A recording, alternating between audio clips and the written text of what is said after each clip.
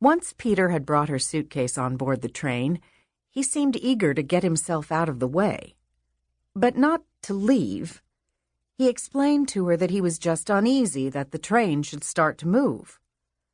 Out on the platform, looking up at their window, he stood waving, smiling, waving. The smile for Katie was wide open, sunny, without a doubt in the world, as if he believed that she would continue to be a marvel to him, and he to her, forever. The smile for his wife seemed hopeful and trusting, with some sort of determination about it. Something that could not easily be put into words, and indeed might never be. If Greta had mentioned such a thing, he would have said, "Don't be ridiculous."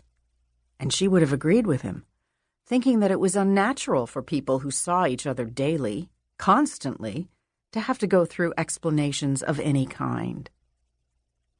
When Peter was a baby, his mother had carried him across some mountains whose name Greta kept forgetting, in order to get out of Soviet Czechoslovakia into Western Europe. There were other people, of course. Peter's father had intended to be with them, but he had been sent to a sanatorium just before the date for the secret departure. He was to follow them when he could, but he died instead. "I've read stories like that," Greta said when Peter first told her about this.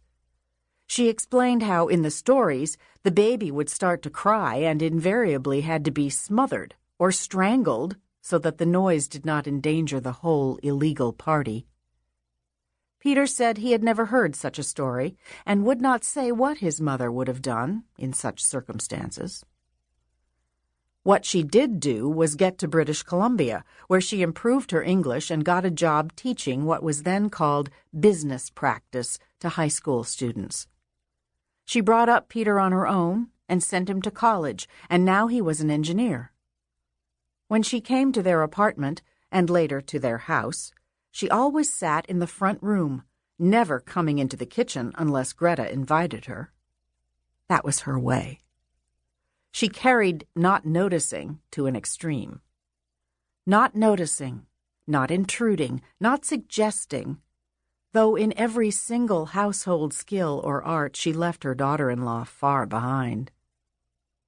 Also, she got rid of the apartment where Peter had been brought up and moved into a smaller one with no bedroom, just room for a fold-out couch. "So Peter can't go home to Mother?" Greta teased her, but she seemed startled. Jokes pained her. Maybe it was a problem of language. But English was her usual language now, and indeed the only language Peter knew. He had learned business practice, though not from his mother, when Greta was learning Paradise Lost. She avoided anything useful like the plague. It seemed he did the opposite. With the glass between them, and Katie never allowing the waving to slow down, they indulged in looks of comic, or indeed insane, goodwill. She thought how nice-looking he was, and how he seemed to be so unaware of it. He wore a brush cut, in the style of the time, particularly if you were anything like an engineer, and his light-colored skin was never flushed like hers, never blotchy from the sun, but evenly tanned, whatever the season. His opinions were something like his complexion. When they went to see a movie, he never wanted to talk about it afterwards. He would say that it was good, or pretty good, or okay. He didn't see the point in going further. He watched television. He read a book in somewhat the same way. He had patience with such things. The people who put them together were probably doing the best they could. Greta used to argue, rashly asking whether he would say the same thing about a bridge. The people who did it did their best, but their best was not good enough, so it fell down. Instead of arguing, he just laughed. "It was not the same thing," he said. "No? No."